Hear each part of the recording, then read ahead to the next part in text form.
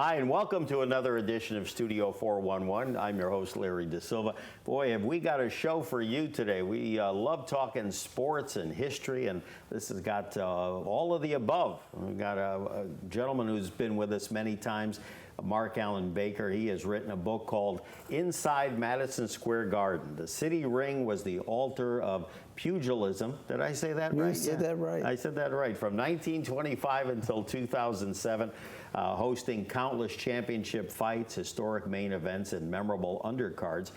It was also the center stage for boxing history back in the day. The ring now is at the International Boxing Hall of Fame in New York State.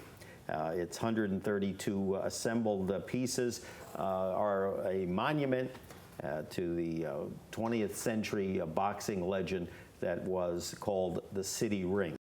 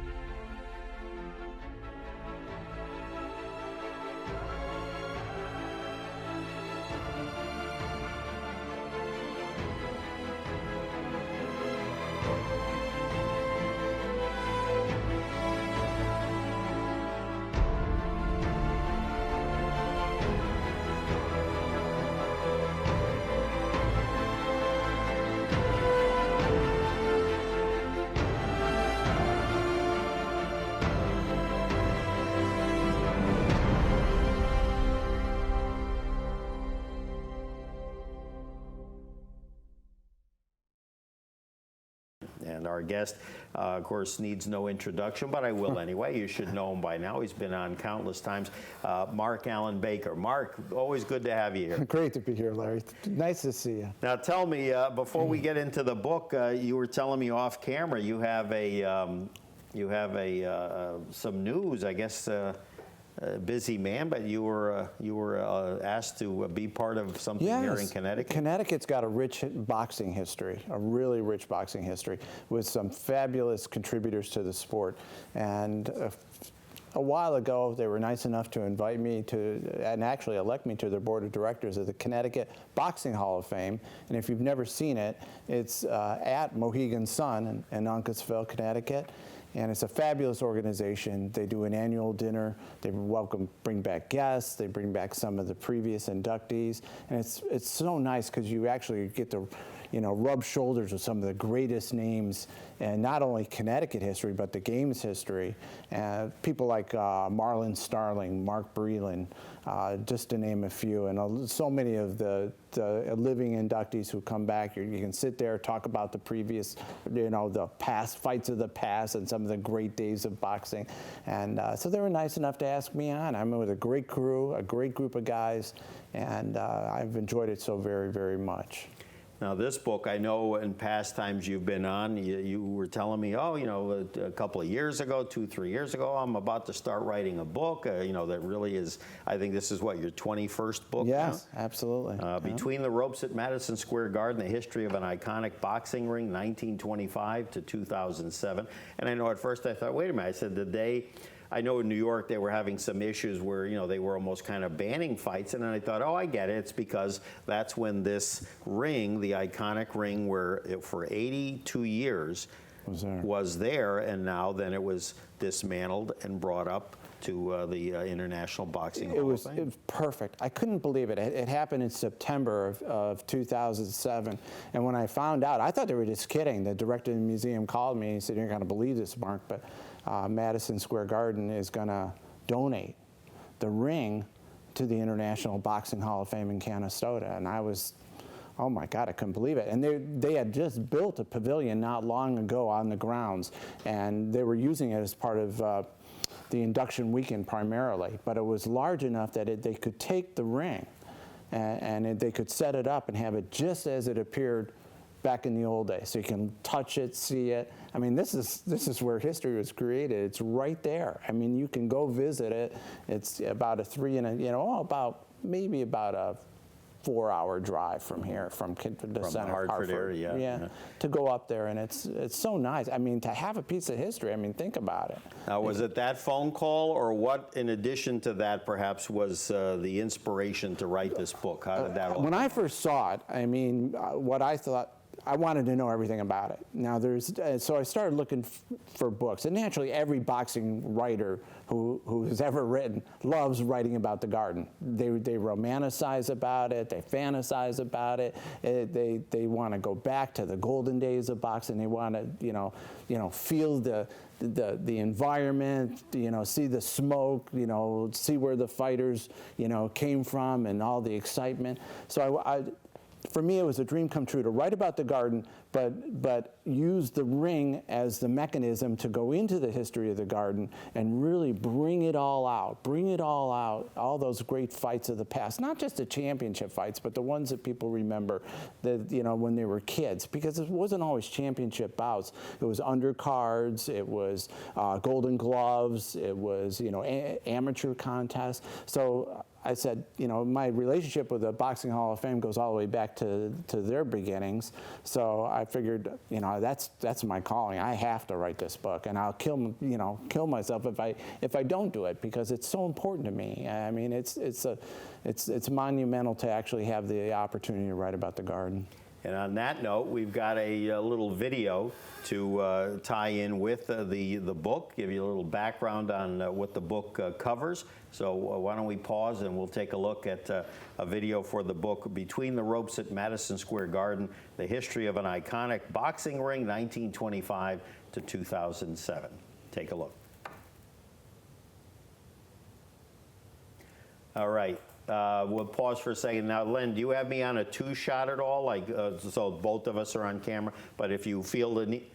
Okay, but now, and do you have the capacity to zoom in on that, Nate, from there without him doing it on camera? No, okay. So then if you tell Len, then you can go from like a shot of him to a tight shot, or then back to a 2-shot as needed, okay? Okay. No problem, because we're down to camera. Okay, all right. We're going to show the video, blah, blah, blah, post-production. 5, 4, 3, 2, 1. And now you have a better idea, some marvelous photos, and again, just kind of makes your mouth water just wanting to dig into to this book. It really is, of course, as books that you've written in the past, just like, a fine watch, just fine detail.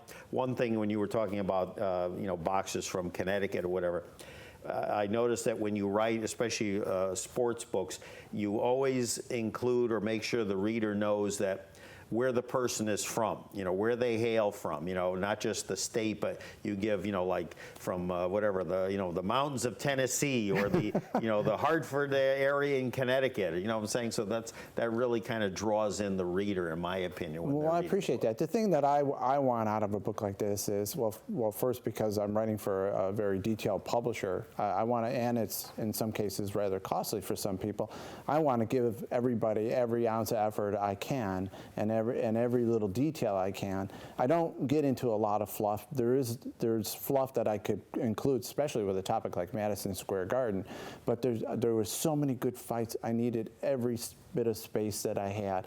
And as I got into it, and I'll tell you more as I started writing it, how I progressed in the writing, and you'll notice a lot of the photographs, about a third of the way into the book, the rest, all the photos that you see are portraits, and they're all portraits that I took. And there's something about a fighter's face that's written in the way that they look. And I think I've captured, and the whole undercurrent of the book is that the ring is a portrait of our society. So I included portraits, and I think they turned out great. Pictures of, Ray Leonard, Bo Jack, Joey Giardello, Vladimir Klitschko, Mike Tyson, all the people that I've met over the years going way, way back. I mean, Bo Jack, that's how far I go back, unfortunately, or fortunately from my perspective at least. So, to sit down with these guys and listen to them and to be able to just capture that one image, just the way I remember them, Now, in research and scope, to me, tell me if I'm wrong, this is probably if not the biggest undertaking, in terms of your book, this being your 21st. Absolutely. This was over a year. I actually wrote 250,000 words for the book that had to be reduced down to 110,000 words. So you can imagine I've got other books set aside, just the material that I cut. But it was important to me because if I wanted to put it in the proper context, and I couldn't do that if I didn't do the research going all the way back to the beginning and understand it so that I could bring the reader through it, and if there's something the reader needs to know, it's in there. And then we footnoted it, as usual, with tremendous detail, thanks to a publisher that believes in proper citing of everything. Absolutely. The facts are sharp, I think, in this book. Mark Allen Baker joining us for the hour here on Studio 411, the book Between the Ropes at Madison Square Garden, 1925 to 2007, and the publisher, as he brought up very nicely, nice segue, McFarland and Company, Inc. Publishing Company, www.mcfarlandpub.com for more information. You started to mention about the portraits and images that you've taken. You had an impressive group of boxing notables, not only that you had photos of, but that you also were able to cull stories from, because obviously, as old as we all may look, we haven't been around that long, and in some cases, I'm sure during the putting together of this book, I'm sure there's even been perhaps one or two that might have passed on. Absolutely. It's like doing a documentary. You know that when you start with somebody, by the time the movie or the book premieres, there's always somebody that has left us, because sometimes these projects take years to Absolutely. And then a person like myself who has all that background when it comes to boxing has heard so many great stories, and you try to remember them, you try to write them down so that you can say to yourself in a little clip file, I want to include that story about, Ike Williams, or I want to include that story about Sandy Sadler or Carmen Basilio. So naturally, I have my little tidbits that I can always add in, especially with fighters I got very close to, like Carmen Basilio over the years, and Willie Pep, speaking of Connecticut. I think in fact, when they were doing the movie here in Hartford, they were planning on doing a movie about Willie Pep. They contacted me because I think I have the last full interview that Willie ever did. So I gave him the information for it, and I spent a whole day with him in Canastota, New York, years ago. And I taped it. I was asking him all these questions that I've always wanted to ask him. And he told me everything. He was very good about it. And it was one of the highlights of my life, because my grandfather's favorite boxer was Willie Pep. There you go. And to show you, people always say, oh, you read all the books. Well, correct me if I'm wrong. He passed in 2006, correct? Yes. Yeah. Willie was a very special individual. Not only to yes, everybody in Connecticut loves him, there's no question, but his contribution to boxing goes further than just his accomplishments in the ring. People don't realize how often he would drive from the Hartford area up to Canastota, New York, and just show up and surprise boxing fans. He'd walk in the front door unannounced, and Ed Brophy, the director, would be, thrown off and like, Willie, what are you doing here? And all the fans would go nuts to see him actually walk through the door, a legend like Willie Pep. Sure. And that happened so many times. Times. I have to assume it's the old saying, it's in the blood, what I'm saying? If you can't fight or whatever it is that you were once good at least if you have an avenue to kind of feel like you're kind of going back in time a little bit, there you go. That would be like, it was almost, like a cut from one of the famous movies to see him walk in the front door. I mean, people were just taken aback like you wouldn't believe to see a legend, you know, one of the 10 best fighters without a doubt. Now you compare, and sometimes you'll hear me say MSG again. I sound like the you know, the cable company, but you know, Madison Square Garden, to such historic structures. You compare it to the Roman Colosseum in terms of the I mean, when you importance. start thinking back, I mean, it's our Colosseum. I mean, it's us. The funny thing, Larry, I initially just wanted to write the history of the ring, and so I was looking at fights, and as I started writing, I'm like, I started putting the pieces. This is who we are. This is who we are as a society. This is everything that's happened to us has happened in that ring. If you really study it, you'll see it's, you know, racial conflicts, racial similarities, it's discrimination is knocked down. We have female fighters fighting in the ring. We have male fighters. We have every ounce of discrimination can be thrown out the door because boxing takes everything and just cleans it out.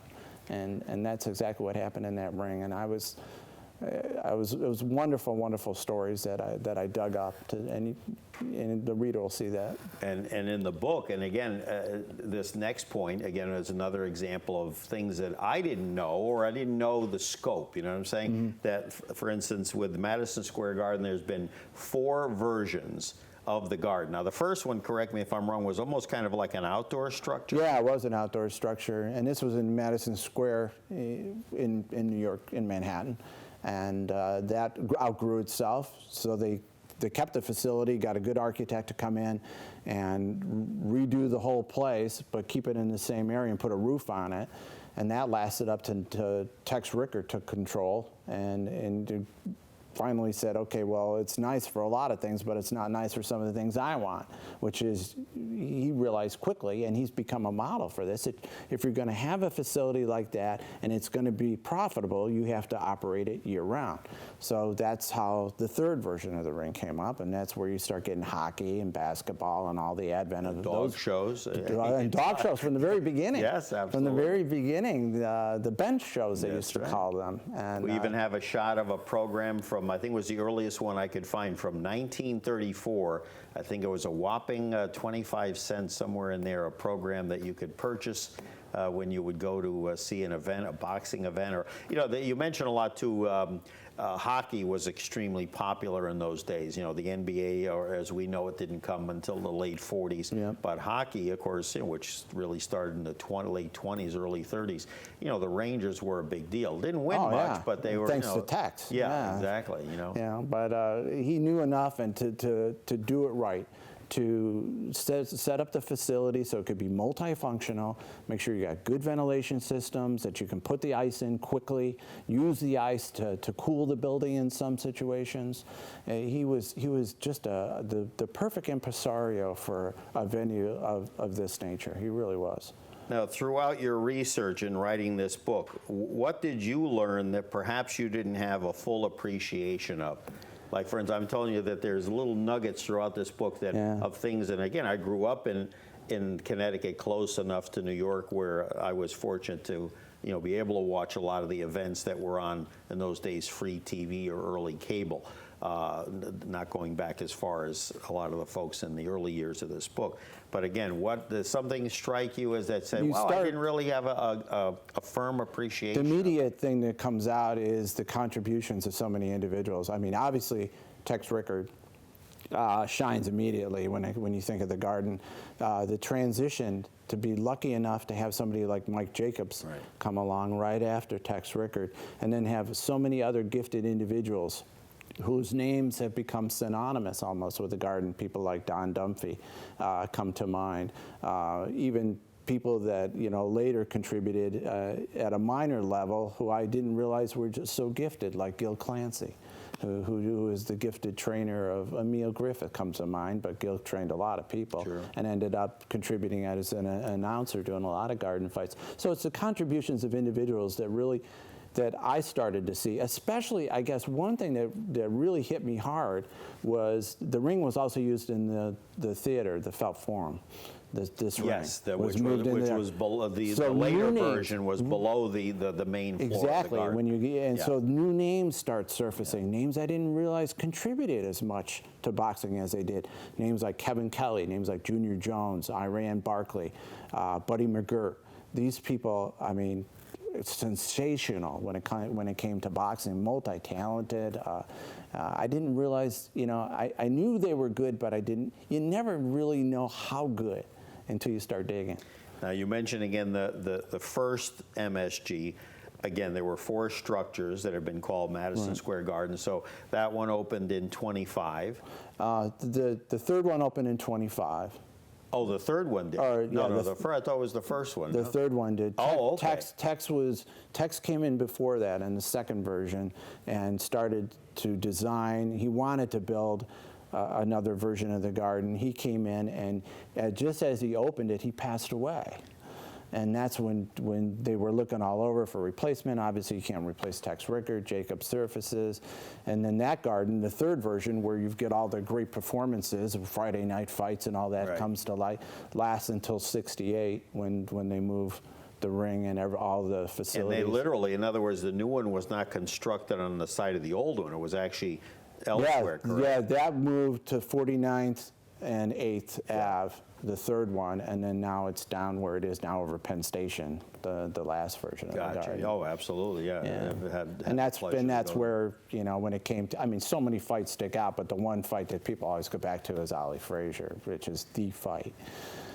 Now, a list that I saw, Bert Sugar's list of the 50 greatest fighters, showed that 42 out of those 50, I'm surprised it wasn't higher, but 42 out of the top 50 that he listed in one of his books fought in Madison Square Garden. To me, it's almost, I thought it would be like 49 out of 50. I couldn't believe that there was one individual even in recent vintage, and I'm blanking on who it was, that one of the great champions, probably in the lower weight classes, that never fought in the garden. Yeah, like Tommy Hearns comes to mind. Tommy Hearns. Yes, that was the one. Yeah. And then you think of the great middles. You got Leonard, who finally, after late in his career, Ray finally said, you know how he tried to come back. He came back how many times? I don't even know. He may still be coming back for all I know. But Ray never fought till the very end, and he decided, I want to fight in the garden. He started realizing I cover history, performance, and tradition are my subsets of the book. Later on, it's just the name The Garden. Just the name The Garden. People want to, it's the legacy. People want to go in there just because of the legacy of Madison Square Garden. That's why they want to fight. To jump ahead, I found this nugget. I thought it was kind of good to kind of show, the viewers that, again, we think of primarily of like heavyweights, but here's one from the early 70s, a young Roberto Duran here to my left. Wilfredo Benitez. One of the best. Some of the others I'm not as familiar with. Of course, notice in the upper right-hand corner the symbol for Don King. So, of course, this is when, Don started. And look at the ticket prices. I mean, that was high compared to back in the days of Jack Dempsey and Joe Louis. Oh, for sure. And unless it was a real big fight. Yeah. And if it was a real big fight back then, they could command that. But not for a fight of this nature, when you compare apples to apples, right? Well, Duran did so much to bring, he really helped out the lower weight class. So they started realizing by this point just the drawing power. And of course, a lot of that I base on the success of the Olympics. When we started televising everything, remember, we go back to the days with, Jim McKay, and he said, all these, Cosell even going back and calling the Olympic fights, and all those Olympic fighters coming out of there. Some would argue like even the 56, 52 with Floyd Patterson. Yeah. But more recent vintage, I would say, from 76 on, and we'll touch a little bit on it if we have time later. I think whenever the Olympics would happen, it would give, and still does give, an infusion to boxing. It gives them that platform that boxing, boxing doesn't really have like a quote-unquote minor league system. So the Olympics gives those young kids a chance, a platform.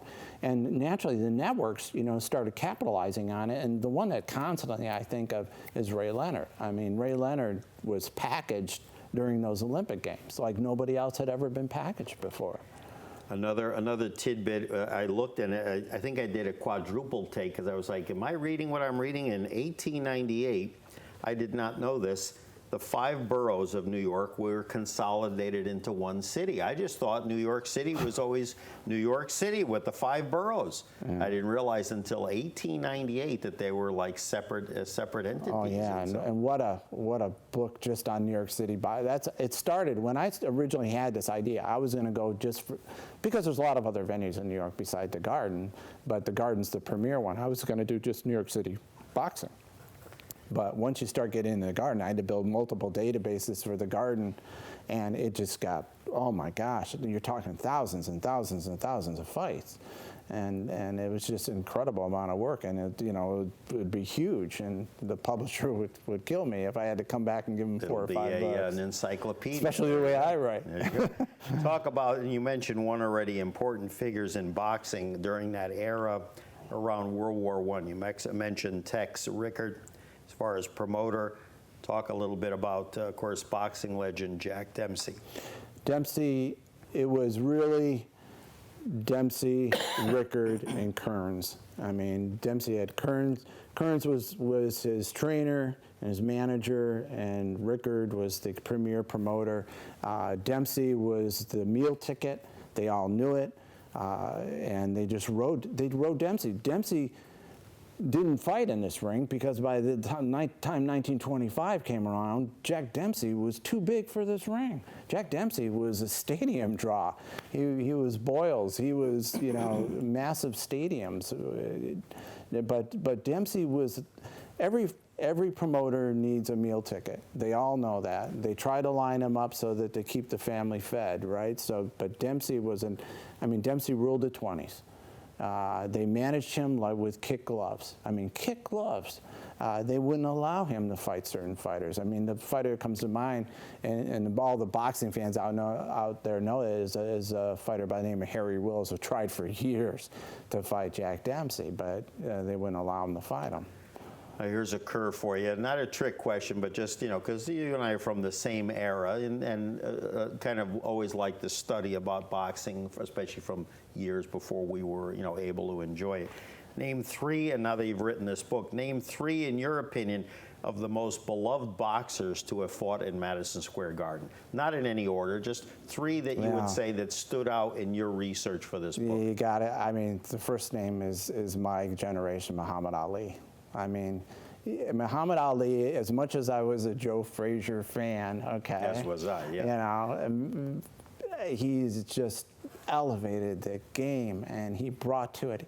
He is, if you love boxing, go back and watch all of his tapes over and over again. It's beauty in the ring. He's that good. He was, the greatest. Who's going to argue?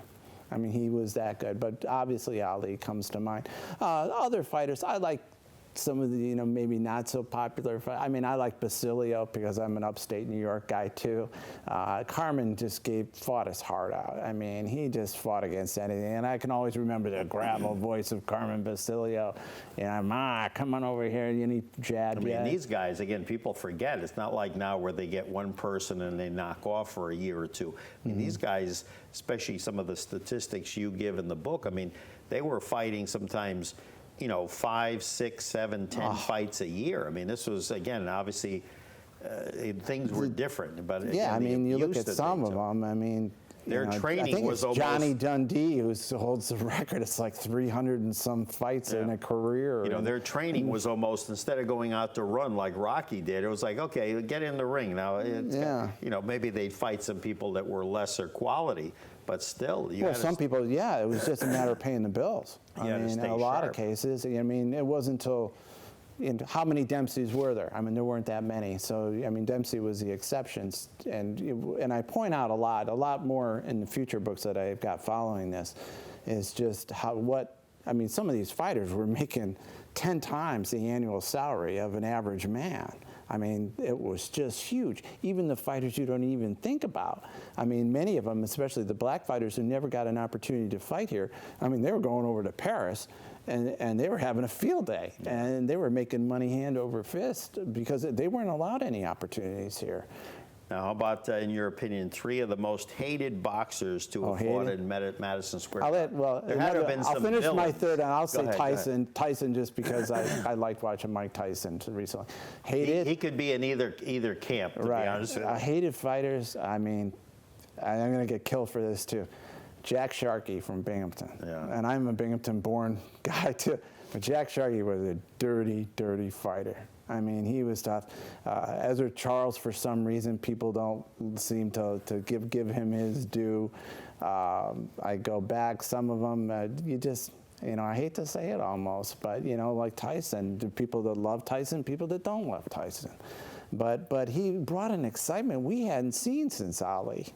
I mean, he rejuvenated the sport. I mean, they were covering him when he was just a youngster out of Catskills. He started hitting the sports pages so early and so young. And then they have Customato, who trained, obviously, Floyd Patterson and Jose Torres. It's just behind you. I mean, I can't imagine having such a gifted person. Ali had Dundee, and that's another gem as well. That could be a mini series. That probably has been already. Yeah. Mark Allen Baker joining us for the hour here on Studio 411 inside Madison Square Garden, 1925-2007. February 1933, the gentleman here to my left, Primo Carnera, all of 6'5". He looks like he's about 7'5". I bring this up, and again, with a lot of sadness, he fought a gentleman named Ernie Schaff, who you see there in the middle between the ref and Primo. Touch a little bit about this. Not a pleasant ending. And no, well, he obviously got hit so hard. They didn't. First off, everybody thought it was a setup. Primo by this time's got 9 yards of dirty laundry following him. He's got every gangster you can imagine sitting ringside, and he's pretty much a bought fighter if you follow boxing. And a lot of good fighters didn't want to get in the ring with him, but when Ernie got in the ring with him, he said he was in good shape. He went through a medical exam and everything, but Carnera hit, and when he hit hard. Modern fighters compare it almost to like Ernie Shavers. He hit him that hard. I mean, he killed him, and it was just an absolute tragedy. And there's been a lot of deaths in the ring. People don't realize how dangerous the sport is. I mean, the one that sticks out for me, and again, it was not something that was covered at the Garden, was the Ray Mancini Duke Koo Kim, and I mean, that's one I was watching it on CBS on a Saturday. It was with 1982. I mean, it's kind of like someone says, "Where were you when Elvis died?" or something. This was like, you just don't, or where were you when Kennedy was shot? I mean, this just made an indelible impression on me. I can remember when he hit the final blow. That gentleman, as he fell backwards, it was like he was already DOA on the way down. Yeah, and I was responsible. That one fight actually cut the championship. That was in Las Vegas, right? Yeah, cut the championship rounds down from 15 to 12, if I'm not mistaken. Yep. A lot of people go back to Emile Griffith and Benny Perrette, that fight, and where he really got Emile's goat, and he just harassed him to no end. And when they finally got in the ring, forget about it. Griffith went at him, and Benny, as good and as talented as Perrette was, couldn't hang on, and was just devastated. And actually, in the corner. we have a shot of that. God, that's it. Again, not to glorify the gore. It was just that this one happened in 1962, I believe it was March. And again, you see where. The referee caught a lot of flack. I think at one point was not able to find work again because they felt the fight went on too long. And as you can see there, I mean, he is out beyond out, and of course died less than 48 hours later, if I'm not mistaken. Apparently there was a little understory there. Emile, as you write in the book, he had called, Benny had called him, I guess, a derogatory name in Spanish, whatever. And you write in the book about how, the boxing world is kind of an honor society where people don't go out of their way to hurt somebody. Well, I think this was one of the rare cases, perhaps, where when you go in for the kill, I think Emil probably had that I think he statement in did. his mind, and I think he just I mean, there's been leveled them. books written, and Ring of Fire comes to mind. It was a couple of years ago. I think that was Ron Ross was involved in that project. Ron's a good fight guy. He's a good writer, good author. And yeah, it hurt Emil. It hurt him bad. I know it did. I saw it in his eyes when I talked to him about it. It was just tragic. But you're right. I mean, every man has that line, and if you cross it, I mean, a lot of times you pay the price. And Benny did. He got, it's a tragedy. I think it was Ruby Goldstein. I think it was a referee. I think that comes to mind. But he got, he took a lot of heat for it. And maybe he should have. I don't know how many blows. They counted the blows in the fight. Oh, it was a lot. The last barrage was upwards of 13 or more. Yeah, it was bad. And he probably should have. I mean, And now it's much more, they're much more. It never happened now. They jump in a lot sooner than ever. Sometimes, too soon, but, And guys who follow fights know. You can sense it. You sense it like after you've watched a lot of baseball games. You know when it's time to yank the pitcher. Exactly. Well, these guys know, and every fight fan knows when the referee's gone too far. Shot here, 1939, January of that year. Another fact from Mark's book, which again totally floored me. It was the first World Heavyweight Championship, 1939, fought between two black boxers. Up until then, had never happened. Joe Louis and John Lewis, different spellings, John Henry Lewis. And this was when the fight was pretty much at its conclusion. And that's a very, very important fight, because the fight before that had two black fighters was Jack Johnson and battling Jim Johnson. There was a fight in the old days, which was more of at that time Johnson knew who to put in the ring, okay? And he put battling in there just as almost just like a sitting duck, a sacrificial lamb. But this was pivotal because this showed, Lewis wanted to be the people's champion, and this was the first champion that really started getting accepted, the first black champion to get accepted. And that fight was important because everyone knew that, Jack Johnson only had one other guy in the ring with him, one other black fighter. And everyone knew that wasn't going to be the case with Joe Louis, and he proved it. And that, and in all fairness to John Henry, he wasn't, he was on the tail end of a good career, too. He retired after this, I believe, And this was probably, and Joe was his friend. Yeah. And so this was probably. This was more a purse, an extra, Exactly. An extra person and call but it a career. At least we know, obviously I love Joe Louis. Every boxing historian loves Joe Louis, and why not? What a tremendous American.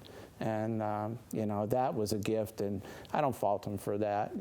This wasn't a bum of the month. The other thing, too, in my opinion, and you talk about it in the book as well, and this gentleman I'm going to mention later on came out to be an outstanding individual. But, of course, the whole Louis-Max Schmeling thing, with Germany and the U.S. and the impending war, I think really cemented, especially when Lewis came back to win the rematch, that really is what then people all of a sudden in their own way were colorblind. Yeah, they knew he was black, but he was their champion. Yeah. And he had vanquished, the hated German Schmeling. And the perfect mirror. Boxing always has been the perfect mirror of our society. If you follow boxing, boxing's always been one step ahead. Boxing's always broke ground when the other sports couldn't break it. And the Schmeling-Lewis fight will forever be that reflection of who we were, what we were afraid of. Schmeling, who I never met Lewis, but Schmeling and I corresponded for a long time, so I knew his perspective on it. And obviously, you know the difference between the two fights. The first fight, what if, and I cover this in some of the future books I got coming down the line. What if Schmeling after the first, what if Schmeling took the title? He was originally supposed to fight Braddock. And Jacobs came in and pushed that aside so he could get Lewis in the picture. But what if Schmeling had won and the Germans had that. Yeah. How would that have defeated us? Would that take a sense of Hell of a optimism propaganda out of tool, us? yeah, I mean, so I mean, poor Max Schmeling becomes, the icon for the Nazis, and Joe Louis for America, And Joe became what? Forgive me, I'm blanking. Track and field. Jesse Owen was for track and field. Exactly. This is what heightened this, and of course elevated boxing even more. Nationalism, and then I bring this up in other books. I'm obviously books ahead of this by now, but nationalism trumped discrimination, trumped prejudice. That was what sent boxing that is the first. I mean, we were the first. Boxing was the first sport to catapult that racism out, to get it out. Before Jackie Robinson, there was Joe Louis. Come on. You talk in the book, or I should say, you do two special segments that I picked up on early. At the end of each year covered, you do a thing called Forgotten Rounds and also Fighter of the Year.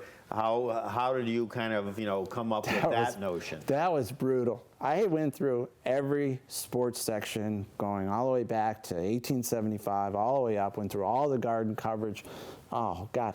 Hundreds and hundreds of hours, as you can imagine, and I went through reviews of all the fights. I tried to pick fights that slipped between the cracks. My favorite of all time being, again, Syracuse connotations, Joey DeJohn versus Pete Mead in 1949. That was one of the best fights, I think, ever to take place in the Garden. If not, I mean, it's hard to argue Ali Frazier, but put that on the list. But that's one that I found and I knew about because I knew people that went to the fights because they loaded the buses in Syracuse and took them down to the Garden. But I did heavy, back to your question, is I did a tremendous amount of research. I had to go through a lot of reviews and I had to selectively choose the ones that I felt were swept under the carpet. Sure. That people didn't realize were so good. And you also did a thing where, again, this is the amount of research you had to do. The first of a fight at the Garden of someone.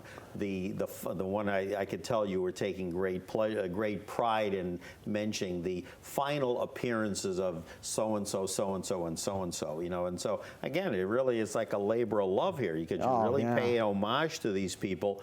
And in many cases, I mean, you even brought up a guy that years ago when I produced a radio talk show, a gentleman actually came into the studio down in central Connecticut, Chico Vijar. Yeah. This was back in the 80s, and Chico at that point, I had to say, probably was already close to 60 years old, and it couldn't have been any nicer. Sensational fighter. And reading your book, I found out things, including he was in an Audie Murphy movie and a couple of other films. And I learned last night from talking to one of my fellow board members, he never could take a punch.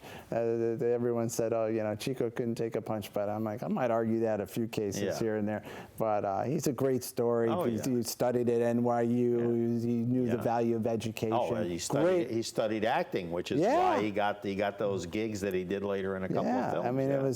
But I love extracting those people, pulling them out, for Connecticut people, telling stories about some of their favorite fighters like Bat Battolino, the Boardman boys, it goes on and on. I always liked a fighter who fought Carmen Basilio, Johnny Cesarios from Connecticut. And the list is endless, but I love pulling them out. The Archer brothers, Joey Archer, I covered in there a lot. And at the end of those, each year, I picked the fighter that wasn't maybe the fighter of the year, but the fighter that shined the ring's patina, who really put their little touch on the ring. And they weren't big names, some of them. 1940, the gentleman on our right here, Sugar Ray Robinson, began his first Garden appearance. And the other thing in 1940, you talk about post lights were installed to aid the fighters. Now, tell me, why was the importance of the post lights? Well, that came up, first off, the importance was a lot of times fighters didn't hear the bell. And a lot of times there was arguments, the fight, he threw a sucker punch at the end, the round was over. They couldn't always hear. So what they decided to do, and when I was talking to people at the Boxing Hall of Fame, they thought those lights were installed because there was a deaf fighter who fought later on. But the truth be known, as I'm doing my research, this is how things come out, I learned that it was due to a fight between Lou Ambers and I think it was Lou Ambers for sure, and Lou Jenkins. Lou Ambers and Lou Jenkins, and Al Whale, his manager, thought that the round had ended and that his fighter took a sucker punch, so he demanded that they put lights on the corner post. Now, those lights over at the Boxing Hall of Fame? Those are the lights. There's lights on top of those. They still work? But they didn't realize, they didn't realize that Ambers is from right down the road. That's even funnier, is that Ambers is from the next couple exits up from Canastota. It's from a little town called Herkimer in the Mohawk Valley. This brings up, of course, boxing and World War II. Now, World War II and boxing seem to go hand in hand, not only from a good propaganda point of view. Obviously, these two gentlemen served their country, doing a lot of people did. A lot of personal appearances, USO tours. I knew Lewis had. I wasn't sure that Sugar Ray had. But again, just obviously, as they say, help keep the troops, help keep the morale up, and a few exhibitions now and then to keep everybody happy. Absolutely, and I actually found a number. I found that it was quoted. I forget where it was quoted, but I think it was NISAC, the New York State Athletic Commission, determined that we're over 4,000 professional fighters that fought in World War II. That's how many that actually registered and were in the war. I'm sure comparable to. I mean, it was incredible the amount. Comparable to baseball. A lot of and stars. a lot of they knew the value of the stars in the same way you bring up baseball. I mean, they knew they knew the value of DiMaggio, and Williams was out, being a wingman for John Glenn. Exactly. But anyway, these guys had an enormous influence. I mean, people, Lewis made it on the posters, for crying out loud. Yeah. And what absolutely, yeah. Wasn't it Roosevelt that said we need Joe's muscles, or I forget what the line was. Here's a segment from the book I wanted to read just to give you some perspective. This is from 1949. The minimum wage was raised from 40 cents to 75 cents an hour in 1949. And since we're on the topic of wages, the average high school teacher took home less than $5,000 a year, which was about $3,000 less than a car salesman. Just for comparison, Jack Dempsey received $5,000 in 1949. Now remember, Jack was long retired. However, he refereed the Chavez versus Escobar fight in 1940 in Caracas, Venezuela, along with $5,000 for expenses. So he was getting paid the amount of two teachers. Just for one night. So imagine. People just wanted. I mean, obviously Dempsey's the draw. Of course, he was Jack Dempsey. Yeah, I mean to have and eventually Lewis was in the ring too, as we all know. But the value of having a Joe Louis or a Jack Dempsey, I'm going to the fights, not the best card, but Jack Dempsey's going to be there. That's a drawing card right there. For sure. Mark Allen Baker joining us in the remaining moments here on Studio 411.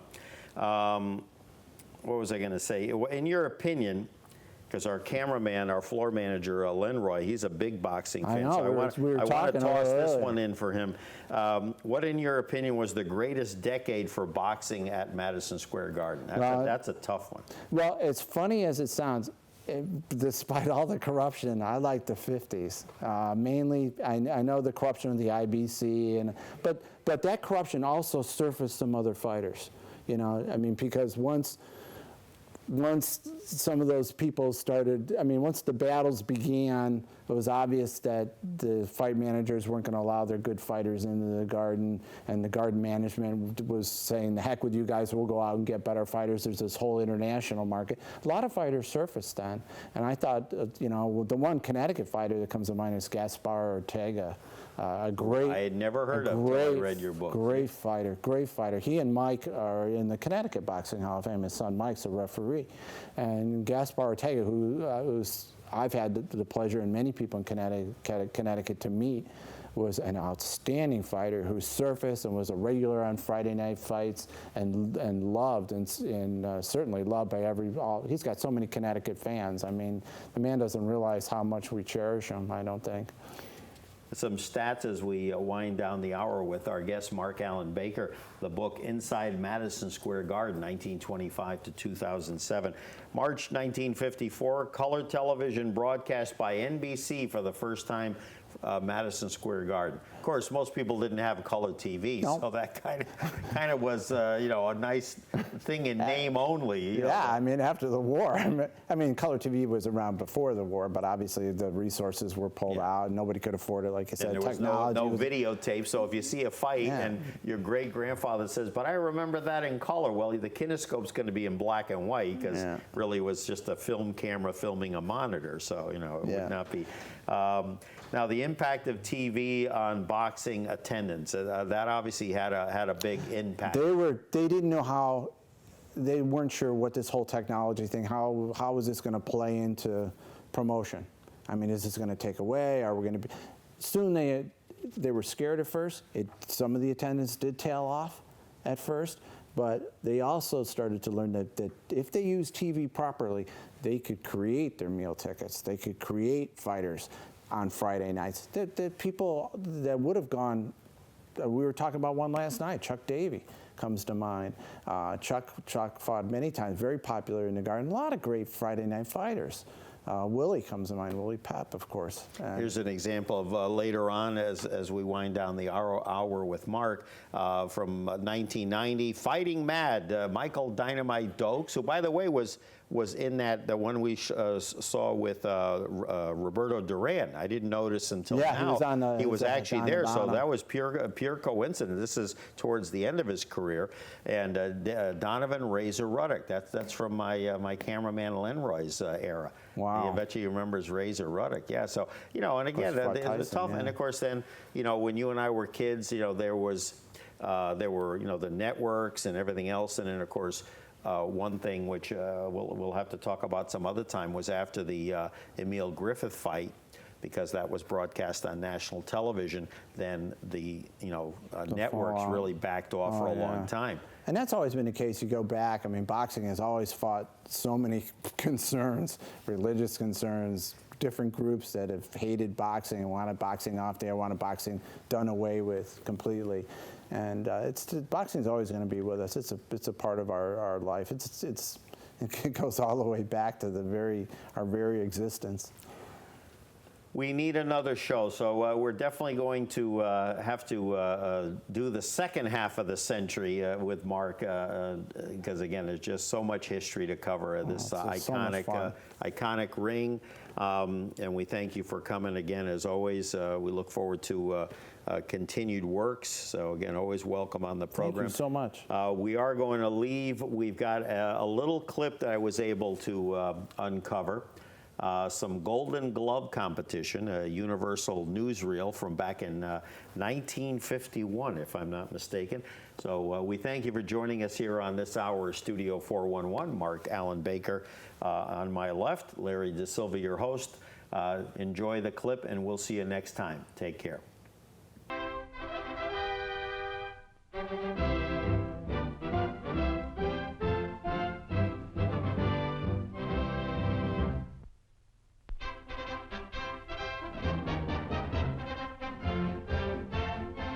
Fightingest feud in boxing, Chicago versus New York in the Golden Gloves, rolls to a rip-roaring climax in Madison Square Garden. The News Welfare Association spectacle winds up in a tie for intercity honors, 8 bouts apiece. But there's no deadlock here as New York's heavyweight Norvell Lee wins a Socceroo victory over Toxie Hall of Chicago. This tale of two cities ended happily for New York. And so does this next scrap between Melvin Boone of the big town and Bill Tate of the Windy City. Boone in the blue trunks has a fight on his hands, and he knows it. This Tate boy is giving all he's got, which is plenty.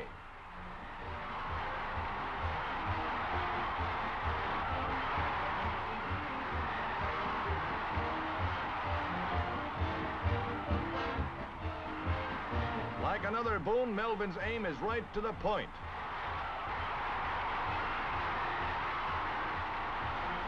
Tate is as game as they come. Gets a big hand from the fans as he beats the count and comes back for more.